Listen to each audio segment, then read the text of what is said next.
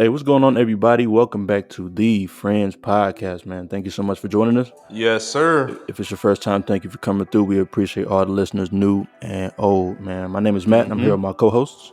Hey, it's Jermaine, everybody. And it's Rod, and this is the Friends Podcast. Make sure you check us out. We're streaming everywhere: Apple Podcasts, Spotify, Amazon Music, iHeartRadio, YouTube. Also, make sure you check out our socials: YouTube, TikTok, and the Instagram at the Friends Pod. Yes, sir. Check us out. Check us out. Usually, we kind of do solo episodes where, me, Rod, and Jermaine to chop it up about, things that we want to talk about for the week. But today we got a very special guest in the building. So go ahead and introduce yourself. Go by the name of Quis Chandla from Jersey City, New Jersey, and I'm just happy to be here. Quis Chandla in the building today, man. We appreciate you for coming through. We're going to have some great conversation. So let's kind of get into it how we usually do. So how's everybody week been so far? Let's go with you, Rod. Me? I seen John Wick, the new movie. Was it number Reeves. 4 now? Yeah, it's number 4. Spoiler alert, people. John Wick wins. As he always does in every movie. Every single movie, he always is just like, he's a superhero. He can't die. He dodges bullets. Bullets don't hurt him. It doesn't matter. He always comes out on top. And the movie is 3 hours long. But it's full of action, though. So, I still enjoyed it, but I wish I could have went to the movies one time, then seen the other half another time. I don't like to watch like a 3-hour movie all at once. It's too long for me. Shit, it might be on streaming in a minute, though. They're probably going to put it on Paramount or some shit like that. They always do after like a month or two. So was Lance Reddick in this one? 'Cause I know he just passed away. R.I.P. to him. Was he in this one? I don't know who that is. I don't know who Lance is. Like, who's old boy from The Wire? Old boy from The Wire. With the glasses. I did not watch The Wire. Nah. Moving on. Next topic. Moving on, Jermaine. What's been going on with you this last 7 days?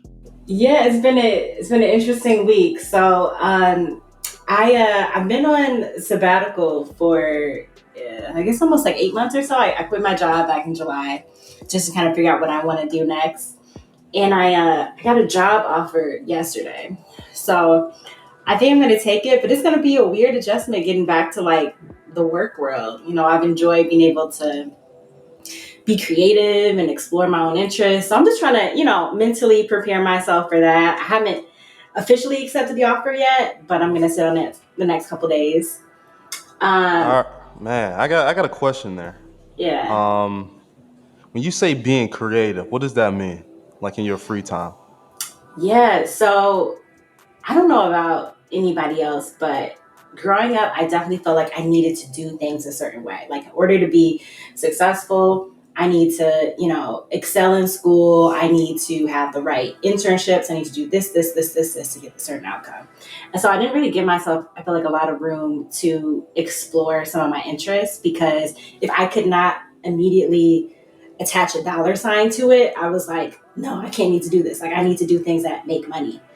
And so the past couple months, I just had time to be like, hey, I want to enjoy things that like might not make me any money, but that I just enjoy doing. So for me, like, one thing that I'm really passionate about is baking and cooking, and just having a lot of time to like make really elaborate meals, desserts and stuff, and share with people I care about.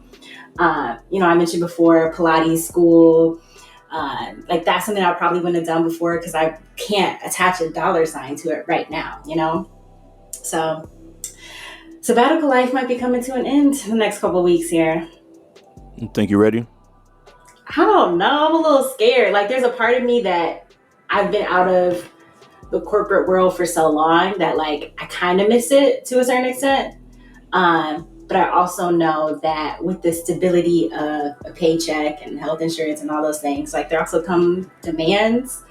So I'm just trying to figure out, like, am I ready for that just yet? I think so. Yeah, all that adulting. Man. So for our artists, what's your week been like? I mean, my week been pretty busy for real. I'm happy when my week is, artistically busy. I'm a college professor, so I got classes during the week. So I'm back at, making sure that my students are, halfway through the semester doing what they got to do, and they always got so many questions about last assignments coming from spring break and stuff like that. But at the same time, being able to have that spring break to be able to plan a lot of things. Which this week we had a video. Actually, we had two video shoots in the last week. One was a pop-up shop that I did for some new merchandise that I had, and that was part of the scene. And then we had another video shoot yesterday where we had some people come through and kind of do some acting. So, that was dope too, just to have, some people that I rock with really come out and, see them get into their acting bag and play some scenes out. So it was funny just to see them in their vulnerable state and trying to act out the scenes that we had. That's dope. So we're going to talk about all that stuff that you just mentioned there, but let's talk about the beginning of Quis Chandla as a person growing up. Like, where are you from? We want to hear that kind of stuff first. Yeah, I'm from Jersey City, born and raised. I've been living in Jersey. Well, I was living in Jersey City for a good total of 20, well, I could say 17 until I went to college. And then once I went to college, up in Centenary, Hackettstown, New Jersey, went from there, continued on with school, and, came back, after I finished all my degrees when I was around 27. So came back home because, I love it here. So what do you teach? I teach, well, this is weird because I teach in a social work program at Long Island University in Brooklyn. So that's what I have, my area of expertise is in. But I've been teaching a variety of different courses. So I've been teaching human behavior. I taught research one semester, which I did not want to teach. But right now I'm teaching this semester social justice policy. Oh, dope. So I'm teaching a doctoral program. So I'm like, all right, this is, a little bit different. Before I taught the bachelor's and master's. This year I'm teaching the doctoral program. So it's a more advanced level of thinking. And, we just talk about social injustices that have occurred historically, currently, and how do we try to find a way to be able to advocate and, put our thoughts into action. That's dope. So you, personally, growing up in Jersey City, what was that like? I heard that was pretty tough back in the day. I know it was very tough. It was to the point where, like, every person that grows up in like an underserved community, thinks that it's the worst place, to be in. Like, so you have this chip on your shoulder, like, I'm from the hood, it's mad tough. And, you have your bumps and bruises.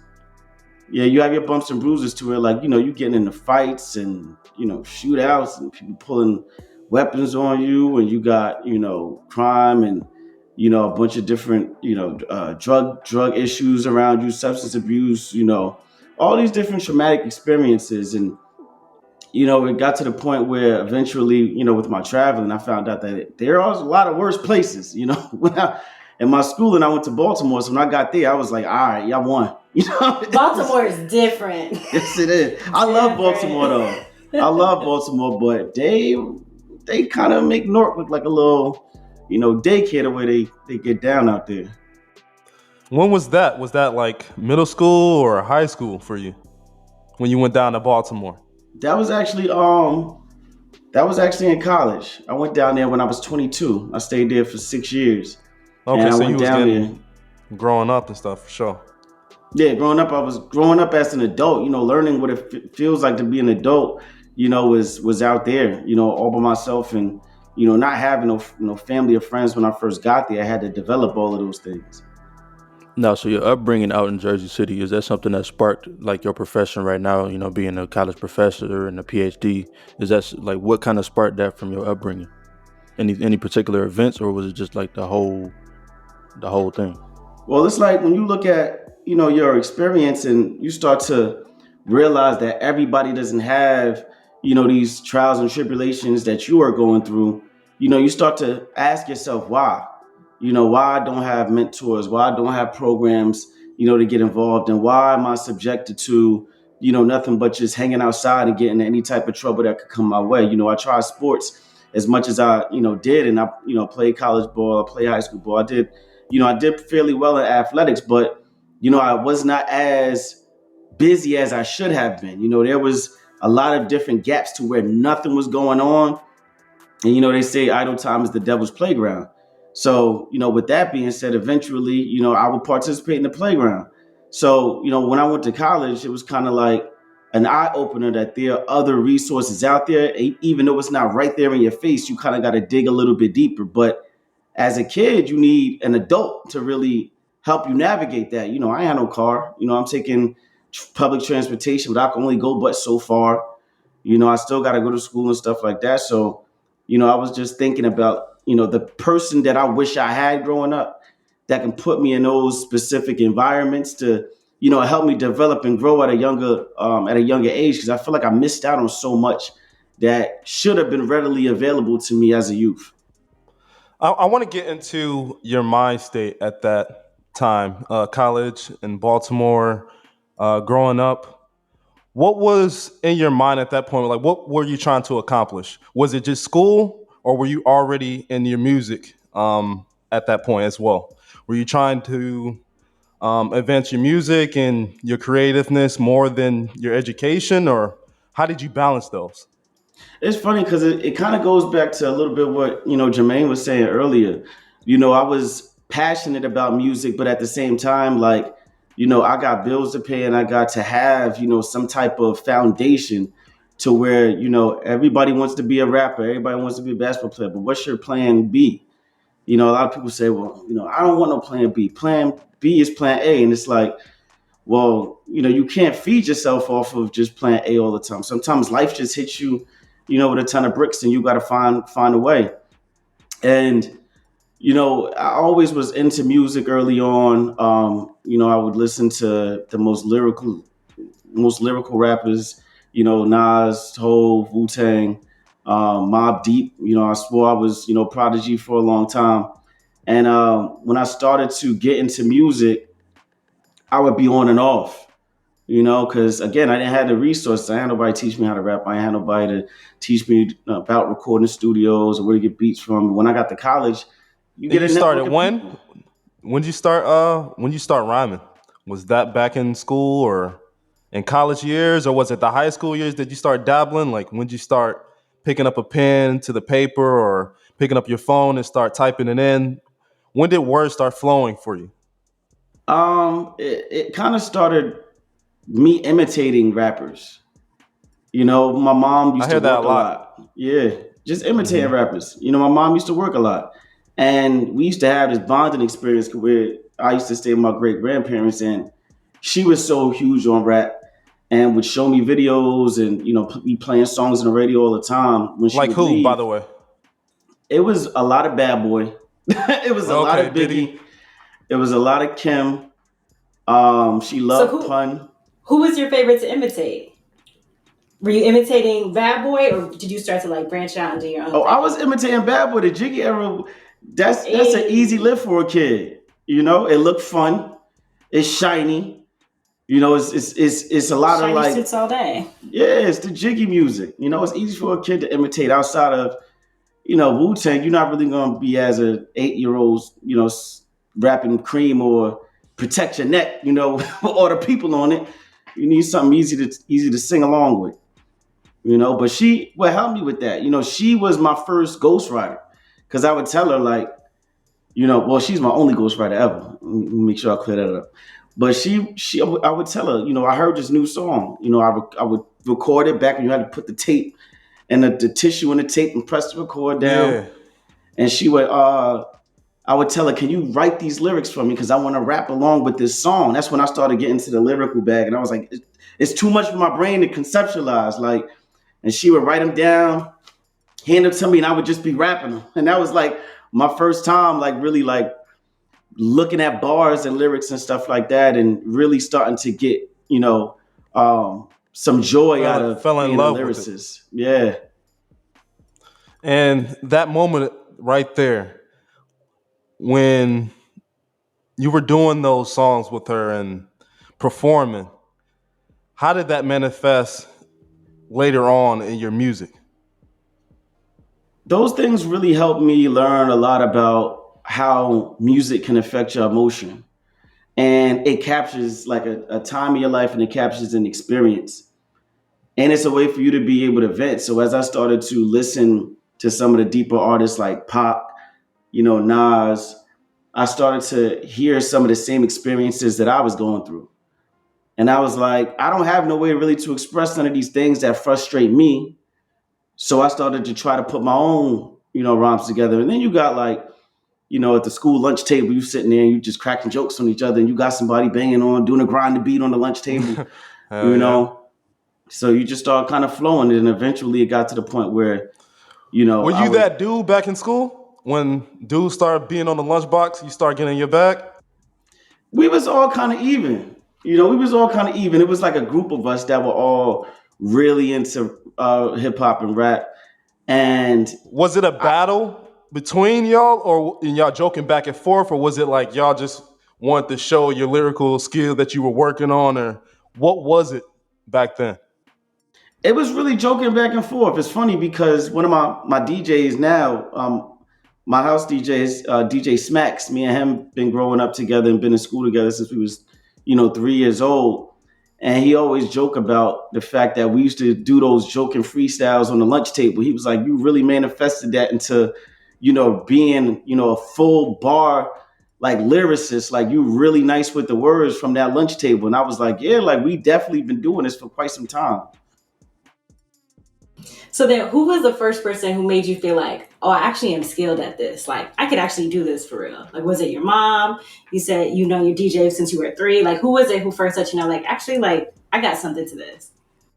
It was one of my homies in college actually, because I didn't want to be the person that had the pressure of calling yourself a rapper. A lot of people now, everybody can just go to their Instagram and put what their title is, like a rapper. But we ain't heard no songs. You just like, call yourself a rapper, and you rap in your room and when your homeboys around.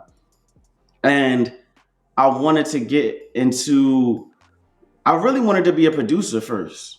So I was making beats, and then I had found this studio on campus to where the first time I had like access to studio, and I wanted to be an audio engineer. So that was my thing. I wanted to find rappers and I wanted to record them and then learn how to mix. But I couldn't find no rappers that had the time. So one day I was just like, you know what? I'm gonna write a 16. I'm gonna mix it down. I'm gonna bring it back to my dorm and see what my roommates think. So I wrote like 12 bars, and I think it was to Kid Cudi Day and Night, and I recorded it.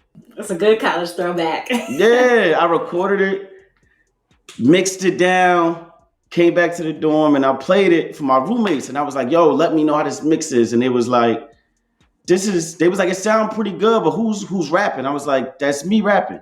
And it was like, "You rapping?" I was like, "Yeah." They was like, "I didn't know you rap." I was like, "I don't." I was like, "I'm trying to learn how to mix and be an engineer." They was like, "This sound alright, but yo, you like we never knew you was nice like that." And I was like, "I mean, I've rapped before." What And were then these like eventually, college dudes like in your dorm that was saying, "Yeah, you got it," yeah. So they or kind of like told okay? me like, "I want to hear more of this." So I was hmm like, "All right." So I started playing around with it and getting What different were you beats What were and you rapping like back then? Because I'd imagine it probably was a little different than now. very less multi-syllabic than I do now. Like now I got different pockets and different flows that I can go into. But before it was kind of like very, very just bar heavy and very enunciate everything. Make sure they can hear every word. So I could, Was it say at the something parties like, or? no, not really at the parties because, at that point we was already in the kind of coming out the snap era. So music was Yeah. totally different. And then Atlanta had took over. So there was no room for that in the party scene. Like, you wasn't playing Nas at the party. You wasn't playing Common at the party. You wasn't playing none of that. So, I was kind of just, making music really for them, for real. And then just posting it on like MySpace, and seeing what people thought. Now, kind of talk about that transition because you said, at the beginning you weren't super crazy bar heavy, but then you transferred into something more multi-syllabic. So, like, what was that transition and like that process of getting better? Was it just writing all the time? Was it listening to other people? Like, kind of talk about that. Did you think you weren't good? Did you think that you had to get better? Yeah, I mean, eventually it just started to sound redundant. It started to sound so basic. People were giving me comparisons of like, Nas, Common, Cole, and I was like, I don't want to just have one sound. I want to be flexible. So what it really was is experimenting with different beats, and I wanted people. When I started to really get into my bag of being consistent, because I took a break, for a little bit even after that, and when I finally came back to rapping, I wanted people to like my music so bad. Like I really wanted, I wanted everybody to like my music. And it was hard with that because, Nicki Minaj is not going to have all of Nas's fans. Nas is not going to have all of Tyler the Creator's fans. Like everybody has, their hive, but I wanted everybody to like my music. So I was trying to make a song for everybody. And that was the worst thing I could have ever did, but also a very good thing to help my skill set. Yeah, because the more you try to please everybody, you end up pleasing nobody, yourself included. Yeah, you just throwing stuff at a wall and hope it sticks, and sometimes nothing sticks. Everything slides down because you ain't got no aim. So then, through that process, you came to your own artist identity, or do you feel like you're still like crafting some of that? Well, I feel like I don't think I really got into my artist identity until actually very recent. And I dropped my first album in 2018, and it took me, almost 5 years to sit there and say, okay, well, what artist do you want to be? Because I was still searching for that, that niche, or that core fan base or that core sound that would gravitate to as many people as possible. And then, I started to really just appreciate the people that do matter. They got this saying I saw the other day. It was this meme. It was like, hey, it gotta be a mental illness that, you'll get 100 comments of a bunch of people saying they like what you got going on, but you'll go to that one or two negative, just to sit there and convince them. And it's like, I don't want to convince everybody anymore. I just want to, expand my audience. If you get it, you get it. If you don't, oh well. So, what was the first song for you that you noticed had a little bit of fame for you? What was that song? Oh man, it's this song that I don't even like anymore. It was called Naked Ring Finger, and Make I it was ring finger.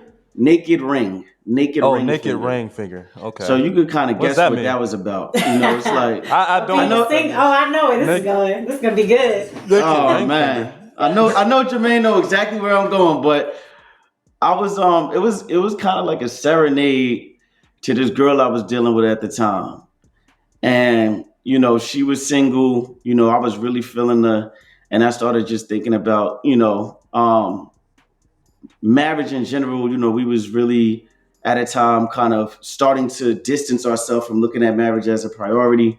We were all just kind of out here being for the streets, and that being so common in myself. I was single for quite some time, and I was like, I'm really feeling this chick, but she was just like, nah, I just think I'm too young to sit there and to have a boyfriend, like not even nothing serious. And I was just What like, age was this? Well, like what was the difference in age? I was 25, 25. Okay. 25. Yeah, And and she she was was. maybe 22 or 23. Oh, she ain't that far behind. And I was pretty young. Yeah. She had me open. For real. Oh, you wanted to like really like give her the ring and settle Yeah, down. I mean, That's what you was talking about at 25. She was like, yeah, yeah, and I nigga. mean, it wasn't even really to the point where I was trying to marry her. It was just letting her know, like, being in a relationship with somebody ain't gotta be a bad thing. But so many people gravitated towards it, like especially the women. Yo, I love this song. Yo, you I was better gonna tell say, them. a song to the girls is always gonna hit. We always want one for us. Always. I hate when people request performing that song. I'll be like, I don't want to go back to that. And is it the memories associated with the girl that you don't want to relive, or just do you look back now and you're like, I don't even stand by what I said back then? Nah, I stand by it, because you know, it was. I could probably say it was a little too. I would say cheesy. It's very young thinking. I think it's a real. I think you can play it on Kids Bop. You got the Disney classic. I think they could remix it for real and like take the curses out and had a little white kid singing it and but and I feel like it was not a testament to where my range was as an artist. I think it was one of my homies said that it's a pander record.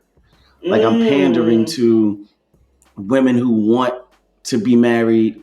But you weren't intending for it to be pandering. Like that was just how you felt at the time, right? 100%, 100%. And it was the beat that my producer made at the time. It spoke to that a lot. It's he had a sample on there from the Martin and Gina clip where he was like telling her to step. So it was like really like it kind of wrote the song. It kind of helped me write the song, and I just kind of went with it, and so many people loved it. They loved the video. They loved everything about it. And I never watched that video. I never listened to the song. And then I get people that will be listening to it one day. They'll repost it on their story, tag me. I'm like, get that out of here. So how do you balance that? Because I did notice on your Instagram that you have a lot of female fans. You seem to get a lot of support from ladies, which I'm sure is probably related to songs like that. Like we want to hear music that's speaking to us, even if it's coming from a male perspective. Yeah. So then as you move forward, how do you find the balance of like, okay, I'm not trying to pander, but also this is a part of my fan base. Like, how do I speak to them by still being true to who you are as an artist and how you're progressing as an artist? I had to start to be a little, I had to start to be more honest, in my involvement and my perception of the women that I admire the most. And my thing is like, I love Black women. I also enjoy going to the strip club. I also enjoy, a woman who's a woman who's grinding, outspoken, and also understands, her emotional well-being. Right. And all of that encompasses just a diverse range of what a woman that I would admire would look like. And I try to be non-judgmental, so I try to be able to sit there and not demonize one woman for how she lives her life and look at the other one and say this is how you should be living your life. Everybody's journey is different. Did you used to watch BET Uncut? Sorry for cutting in. Of course. But did you used to watch BET Uncut and all that stuff back in the day? You had to, especially if you was going through puberty. It had us in the chokehold. I was like, like teenage boys have it easy today. Like if you're going through puberty, you got Instagram, you got TikTok. I don't think that's them having it easy. I think that's them having it hard. I would not want access to none of that with my hormones raging. Because back then you had to wait till, what was it, midnight? Like 2 a.m., 3 a.m. Yeah. And you had to practice self-discipline. I was like, what was the Vixens back in the day? Like that used to be in the videos. Buffy the Body. Mm-hmm. She had us by the chokehold. Melissa Ford was in some Melissa Ford. Superhead. Yeah, when she changed the game, and then it was like, all right, man. Who was the one? Do you remember the girl with the green eyes? She ended up being in Friday. I don't remember her name. I know you're talking about. You talking about Friday After Next with Cat Williams? Yeah. Yeah. She was in a lot of them too. Mm-hmm. Mm-hmm. Yeah, because then we had Hoops. Yep. And what's that magazine? King Magazine. You had those two. Yeah, those that's aging yourself now, because like you said, a different time. I appreciate my time. I miss those times though. Like you can't really watch music videos like that. At least what I noticed today. Like it's not as easy just to flip on the channel and just watch a music video like how it used to be on MTV or BET back in the day. And you can see when you used to watch music videos back in the day, you used to be like, oh yeah, like this is the hot song. But now when you watch music videos, be like that's not even a hot song. That's just the popular song. It's not even a Yeah. hot song. So Sure. Well, even as a woman, like going back to the video vixen days, I like that there was like a variety of women and like natural beauty. Like I'm so sick of seeing everybody look the same with the same wig, the same lashes, the same BBL. Like you used to watch those videos and see like every different array of color, shape, size, but they were all beautiful. Like bring that back. Yeah, that's very true. It's like with even like the makeup videos, it's like a specific, Mm-hmm. makeup. Like some of my female friends, when they put in, their makeup on, they're looking at this specific To get face. the same face. so let's talk about some of your videos. Are you conscious of that? And who's viewing your videos? Like, are you I trying to am. make it look like what's your vision for your videos usually? My vision for my videos is it's funny that you say, we had we have the videos where it's like, is this a hot song or is this like, a good video? And I was always so focused on making a really good video and making my visuals be so like powerful that it got to a point where I started to think about the song and the video in a sense of, you can't just make something conceptual that is going to be deep, that people are going to like, and think that's all it needs to be. At the end of the day, as a musician, you are still an entertainer. So I started to have this conversation about these conceptual videos that I was making. And it's like watching a movie. Like you just saw John Wick, right? Yeah. So When's the next time you're going to see John Wick? I think this is the last one. No, when's the next time you're going to watch that John Wick? John Wick 4. That movie again? Hmm. Probably never. Was it good? It was alright, but Okay. I got the What's idea. what's the last good movie you watched? The last good movie I watched, man. I'm gonna say The Menu. When's the last time you watched it? Been about a month. See? So it's like when I have these like huge like scores with my music videos, like they're so powerful that people are like, oh man, this made a lot of sense and this was deep. All right, cool. But they're not gonna go back and do it again unless like they want to introduce somebody else to it. Whereas if you look at a video that's entertaining and fun, every time you like got somebody in there like, yo, like watch this, like this was like mad dope. Like, look at this. Like, this is just a fun video. Looks like they having so much fun. I'm going out later. I'm gonna use this to get me hype. So I'm like in this way where I'm starting to try to find a balance to where I can make a video and the visual look so high quality and dope, but also at the same time make you want to put it on to feel good and kind of be entertained at the same time. It seems like you're really involved in the process of making the video. Instead of, do you ever go to the videographer and say, "Hey, I want you to do what you do," because you already know they good at what they do? Or do you come in with a vision already in your mind of what the video is gonna be? It seemed like it comes with the latter. It seemed like you coming in, Yeah. you be like, "Yo, it gotta look like this," Yeah. and we gotta make You're what right. I see in my mind. That's what's gotta happen. I come in with the whole treatment. I write all my treatments. And when I come in with the treatment for the video, I do it in like Keynote, PowerPoint, and send it to them like, here, this is what I want the scenes to look like. This is what it's going to transition to. This is what the performance scene going to look like. I give them what you call I give them like video, like templates. Like here, I want a video that looks similar to this. Yeah, pretty much. Like I'm building it out, and mainly because number one, a lot of videographers charge for that. Oh, okay. They charge to be able to create the treatment for you. And number two, my early videos, I felt like if I would have been more involved, they would have been a lot better. They came out very basic, and and it comes with, like you said before, like just trusting, a videographer's vision. And I feel like like that's a part of your artistry too. Like that's another element of the artistry is the visual aspect. You know, you're Yep. not just a rapper, but you're also a visual artist. Like that means you're a director, you're a writer, you're, you know, basically making screenplays. And I was looking at the video for what is it, Die to 9 to 5, and Yeah. just like even how it's shot, like those first 6 seconds, like, so my background is in video advertising. Those first six seconds are so important to a video. Like that's our attention span today is less than 6 seconds. So being able to start a video in a captivating way is how you get the people who want to come back, watch it again, show it to somebody else versus just a like, okay, cool, that was great, and now I'm gonna move on. Yeah. But that's a very great example too of what I mean when I say I feel like that song in that video was a little bit too in your face.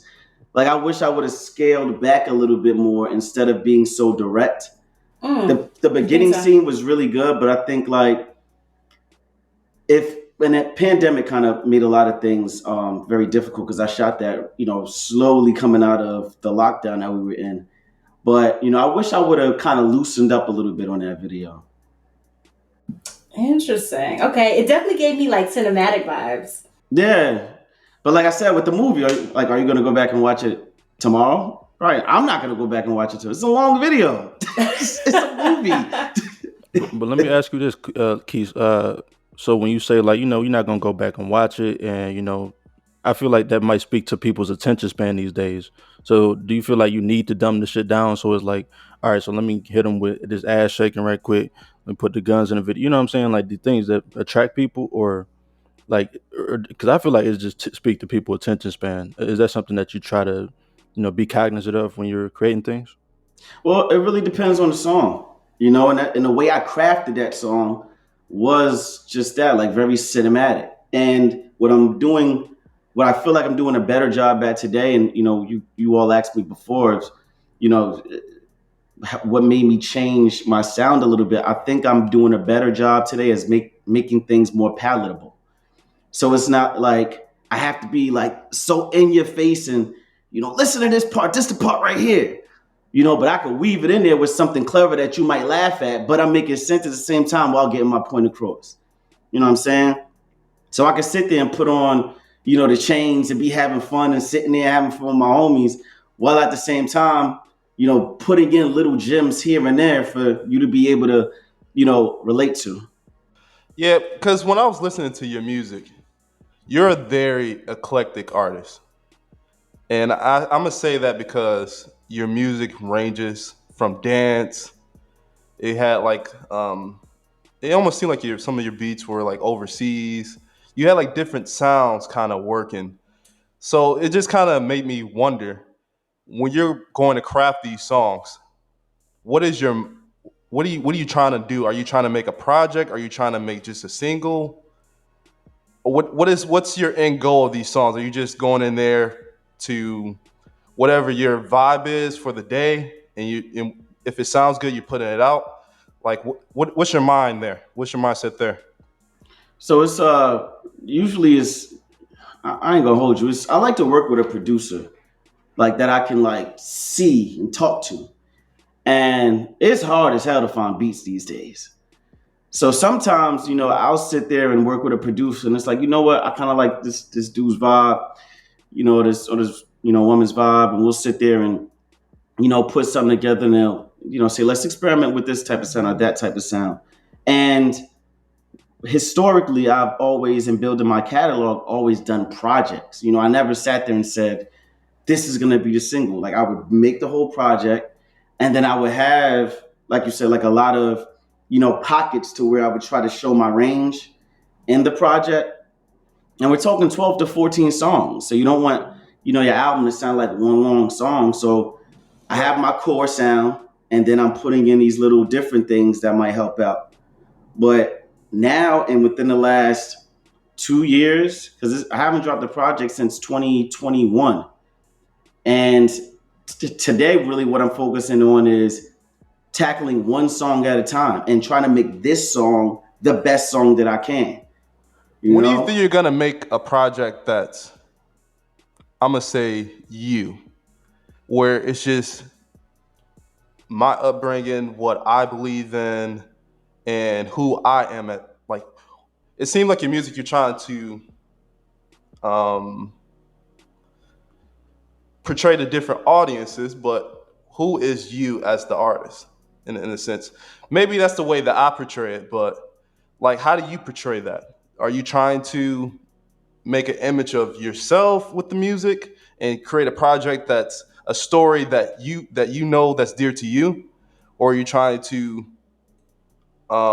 just the masses and keep along the eclectic route? I would say.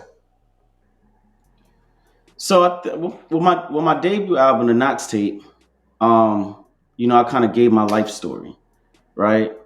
While at the same time, again, doing those conceptual things, talking from third party stuff like that. And yeah, there's a little bit of a separation of okay, well, who are you today? You're talking about who you were before, and you're talking about things that exist today. But what about you as a person? And I feel like when I finally and I plan to do a sequel of that album. When I finally do the sequel to that album, which is probably going to be either late this year or early next year, I'm really going to get into my bag where I bring people into my world and get them to experience me fully and authentically through the music, without holding anything back.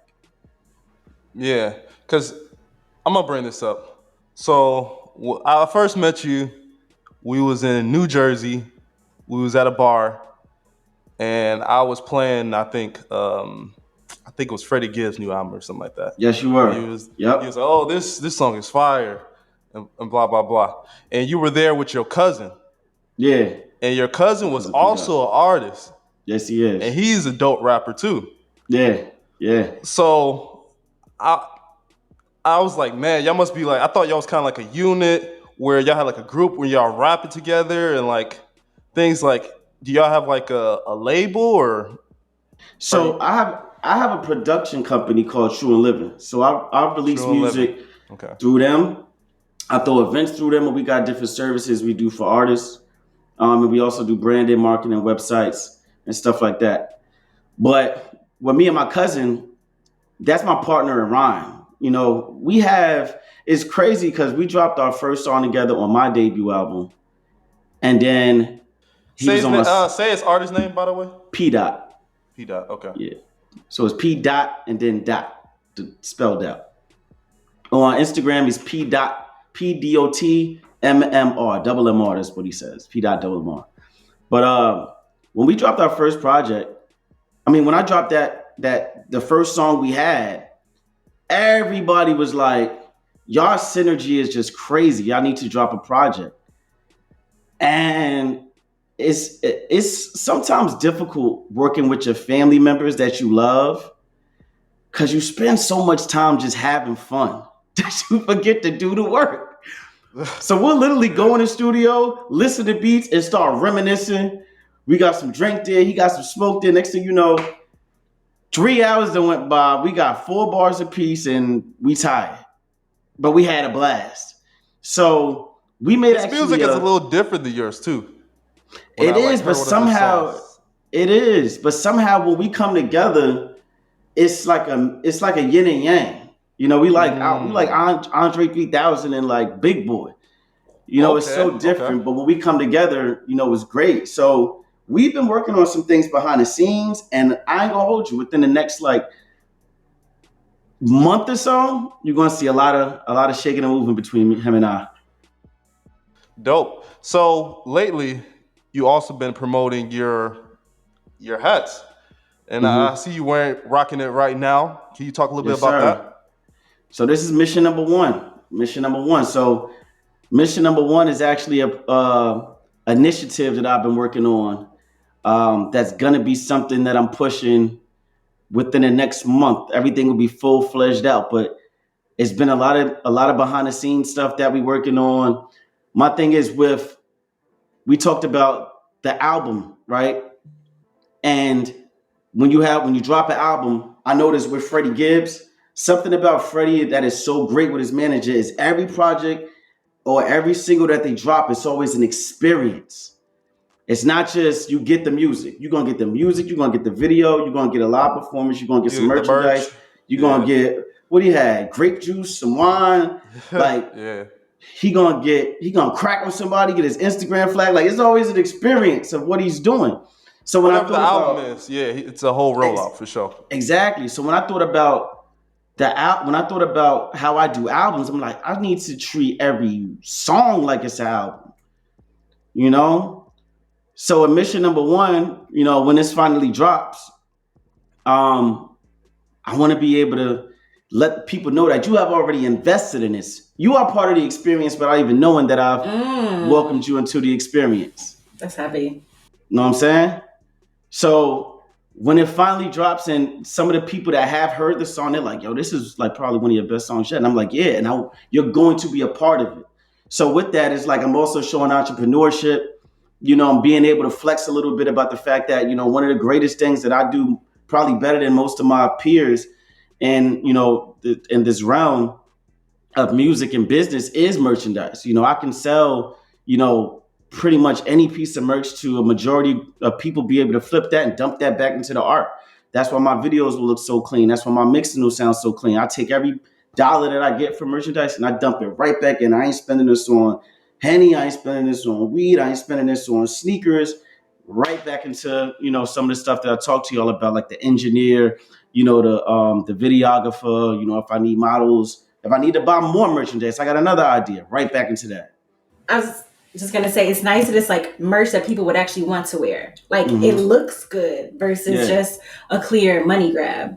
Yeah, because that's what some people I've seen them sell merch and they have looked at it as, okay, well, I'm gonna sell shirts.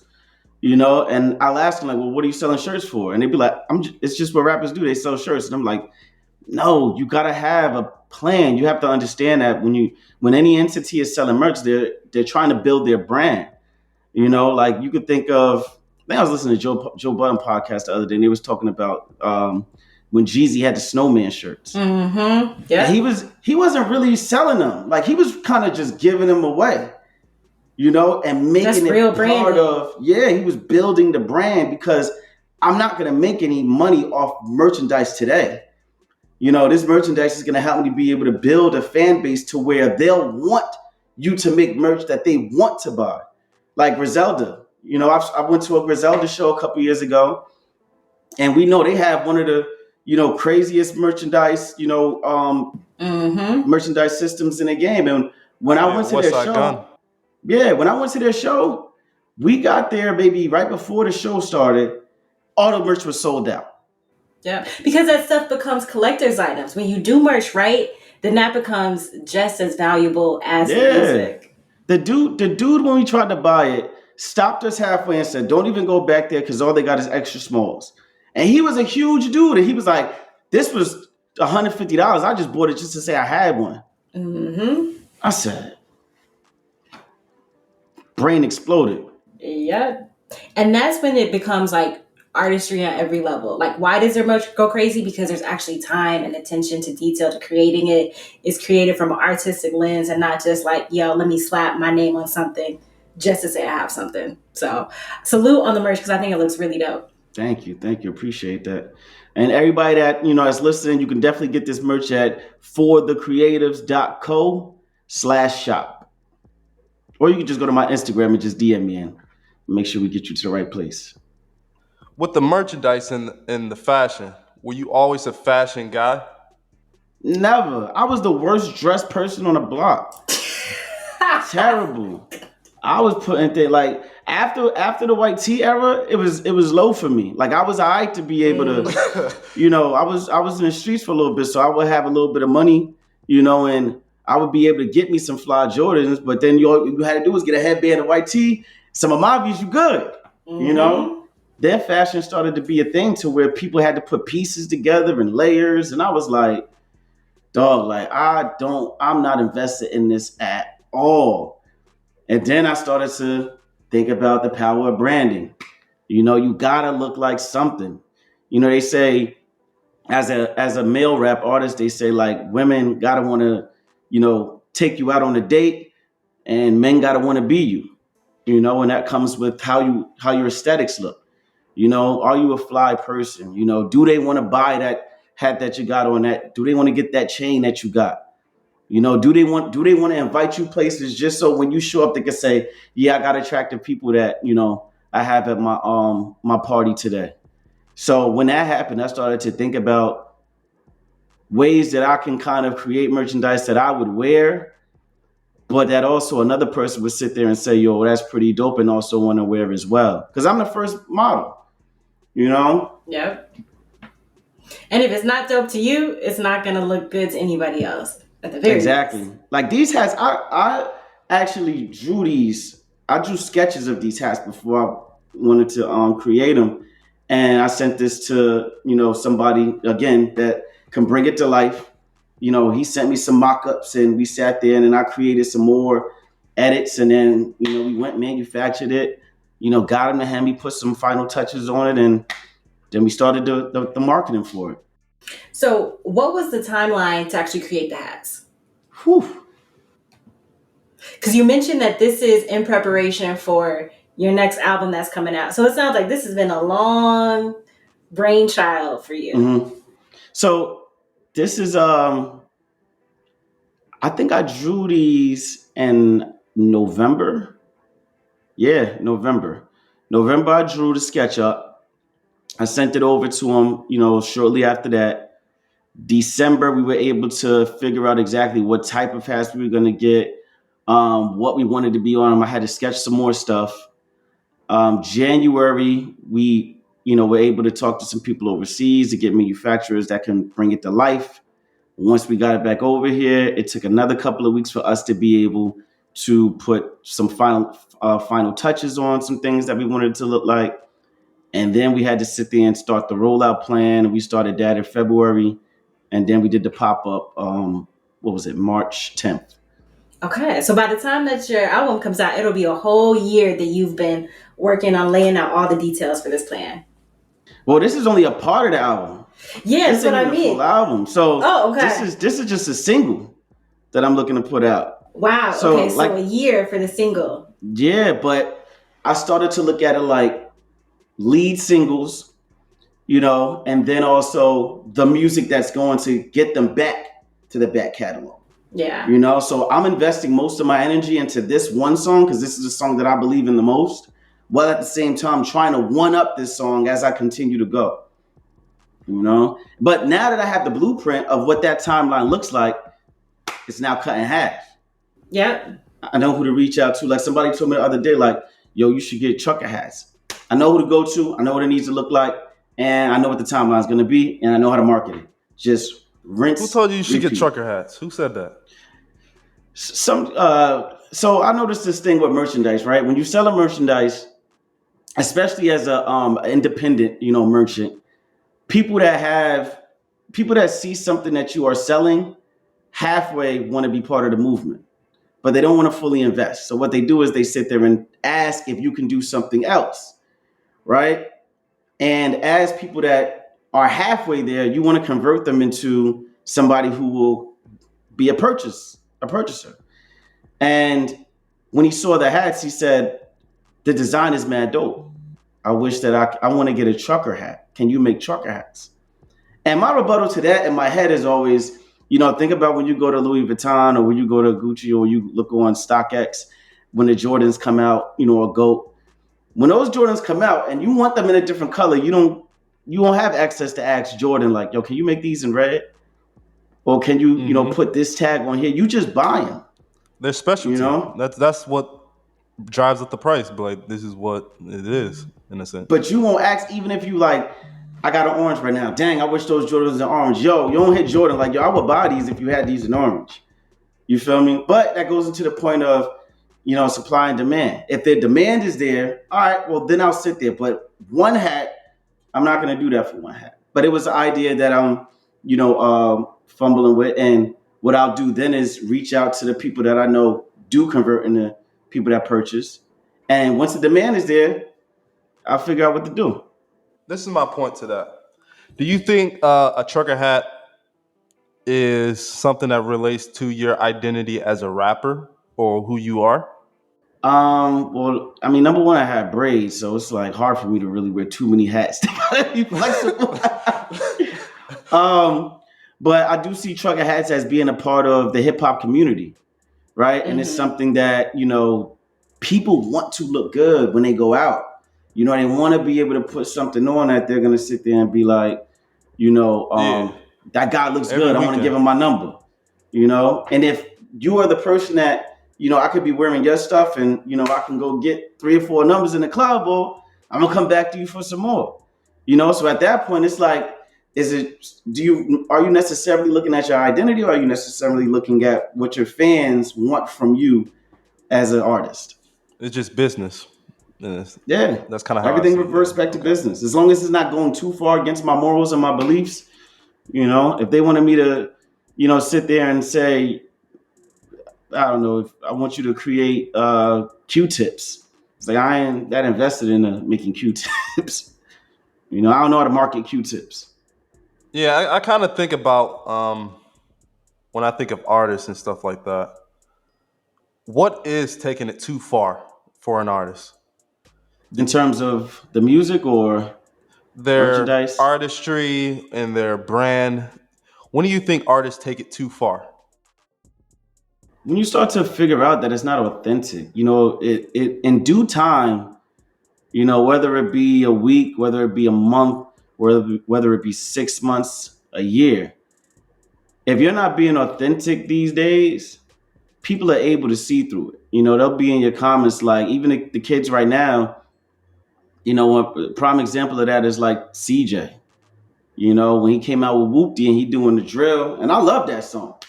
And I'm listening to the song. I don't really, I'm a little experienced in life, so I don't really look at him and be like, he better be out there doing what he say he doing. But the kids and all his fans is like, doing the dances, and they listen to what he's saying, and eventually they find out like he's been growing up in an affluent neighborhood his whole life. He got music connects and stuff like that, and it came back to harm him. It came back to harm his brand, and him going full fledged out like that kind of hurt him. I don't think that should hurt artist brand because back in the day, a lot of artists they rapped about their homies or what they saw. They weren't necessarily in it. Like how today, I feel like that's the problem. So many artists are really in the gang shit and the crime, and now you hear about a case every other month.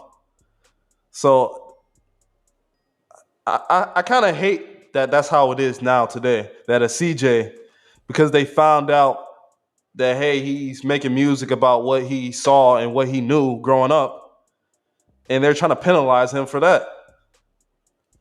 Like it's just a new age of music. They're saying that he wasn't even into this life at all.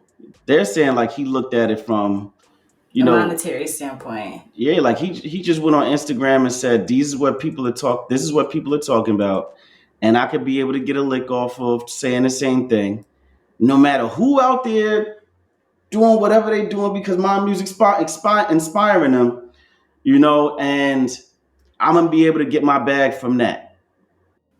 So, a quick question, kind of going back to earlier in the conversation when you talked about, the fact that you're a professor and that a lot of your teaching is around, social justice. Like, how does that inform your music and your writing process and the visuals? Like, how? Because I'm sure it's got to be hard to separate the two, and I would assume that there's some way that they kind of overlap. That's a very great question. Because I have a doctorate in social work, and I went and got my PhD at Morgan State, and around that time is when I actually was like at the very same time working on my artistry while working on a dissertation and doing research. And I try my best to keep them so separate because I didn't want people to think that I was not prioritizing one or the other. And it was so difficult. Like it would drive me insane. You talk about anxiety, depression, emotional stress, like trying to be this guy and trying to be that guy at the same time Mm-hmm. while really wanting to be, both was the hardest thing in the world. And then one day it just got to the point where I was just like, I don't give a fuck. Like this is who I am. Like if you've never seen this type of person ever that can do both of these things, Well, I'm the first person that you're gonna see do it, and I'm gonna do both things extremely well. So when I'm sitting here in my classroom, I may sit there and talk a little bit about, different songs that speak about social injustice. I might talk about Kendrick Lamar, "We Gonna Be All Right." I might talk about these different things that we have seen in the past that music have influenced, that spoke about some of the underserved conditions in society, what Tupac and Nas talk about. I got one last question to kind of wrap this interview up. Do you feel like music has to have a message? Music will always have a message, whether the message is dance a little bit, whether the message is let your guard down, whether the message is be free, whether the message is, just sit back and vibe, relax, go get a bag, go get some money, What you about drill know, music?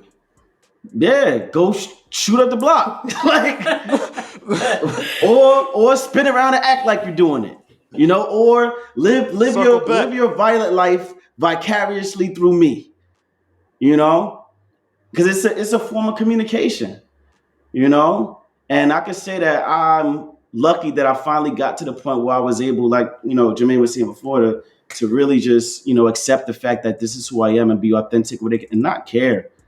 I just want to be able to inspire and be able to have a very, well respectable influence on the people that I, come across and communicate with. And if you can't see the genuineness in that, then you need to close your eyes or turn the other way. So, what's the future for you and what you're coming out with next? Let the fans know. The future is my drill album. I'm coming at all my ops. Nah, I'm messing with you. I'm messing with you. Let's go. Every college, every professor, I'm on their ass. I'm telling them. We put them in the headlock. Word, I'm taking all your students with me. God, but on a serious note, like, I am going to experiment with a little, kind of different sounds. And, I'm not opposed to, using some of the drill bounce, in some of my music. Of course, my content is always going to be my content. I'm going to speak about my life. I'm going to speak about things that I've experienced. I'm going to speak about the people that I'm around. I'm with these people that are scholars. And then on Saturday, I'm with gangbangers in the club. It's just how I live my life.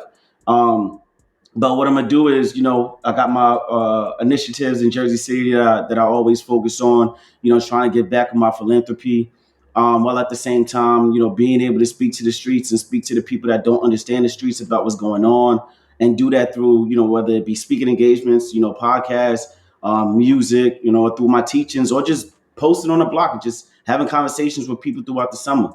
I'm doing that, and while at the same time, I got a bunch of singles that I'm about to, start to roll out. And my thing is just consistency and constancy. I took 2 years off, from dropping, one song, and I'm never letting that happen again until I decide, the time is up for me to be. The time is up, and I'm trying to focus on something else. Somebody asked me the other day, like, what's your end goal? And I think my end goal is to start a media company. I want to sit there and have my own, like, Viacom or Revolt, or something like that. So, taking all of those different things that I told you about being a director and being a manufacturer, I'm gonna put all of that in one and just be a full-fledged operation. I feel you. With the philanthropy, let's talk a little bit about that because we don't hear that enough.